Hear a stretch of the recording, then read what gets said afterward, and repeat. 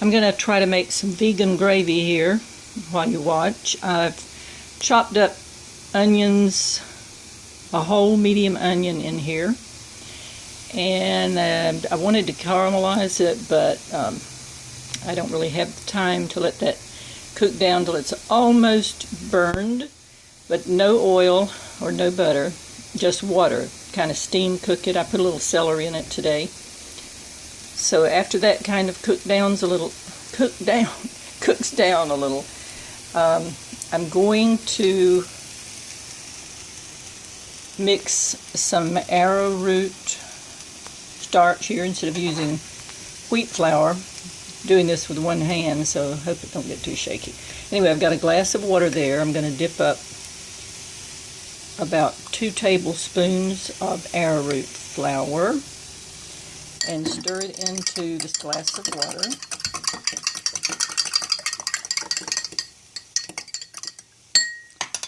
Then the onions are kind of dried out now, so I'm going to pour that into the pan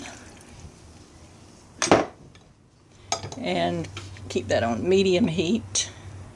I started the onions and the celery out with just water, sort of a steam cook at high heat, and then I took it down to medium heat and added just a touch of water as it cooked. So once this arrowroot water gets back up to boiling, you just keep stirring it. The arrowroot will thicken it. You can use regular flour. We're trying to cut back just a little bit on so much wheat and gluten. So these slotted spoons or spatulas are the best thing to use, of course, when you're making gravy, because then you can work your flour into the liquid and it just sort of whips it in gently. So now I'm going to add some Braggamino. That'll add salt as well as a delicious sort of a soy sauce flavor, but it darkens it to make it look a little more like gravy. I should have measured that probably. I'm only making enough here for 2 people. So that will instantly darken it so that it looks like gravy. And you can see it's thickening already. And I'm going to add a little bit of this Better Than Bouillon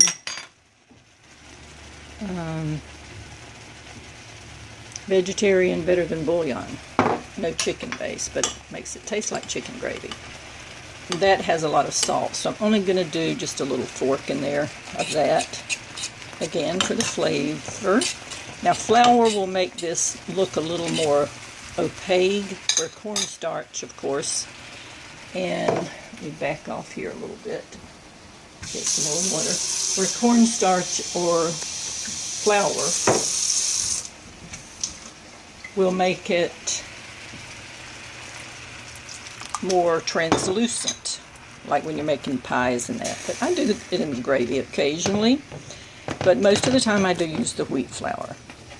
So we're just kind of letting that thicken up now to the consistency that we want the gravy to be.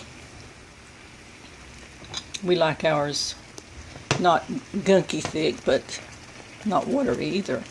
So now I'm going to reduce the heat, and you can see that that's kind of getting a little thick in there, and the translucency is there, but it still tastes delicious.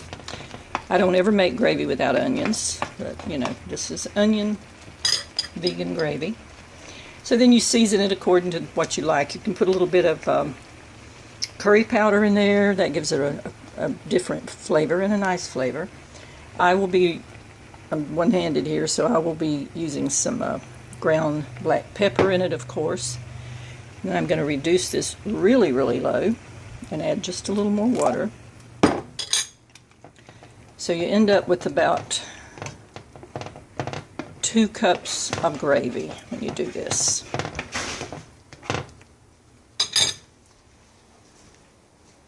So I'm doing some brown rice over here, in case you're curious. That's brown rice I'm cooking. Just about ready, and I've steam cooked some sweet potatoes. And over here I'm going to be steaming some broccoli and some asparagus, but I have made us a little sort of a relish. This is This is sweet apple and orange in here with cranberries just chopped up together. No sugar, no sweetener of any kind. So that's what we're going to be eating today, and I thought I'd make just something like a little bit of crudités. This is broccoli stem. Put some fresh onion in it and cut up a cucumber, and we'll just eat a little bit of that with it. But mainly I wanted to show you how to make vegan gravy. So hope this helps. Try it out.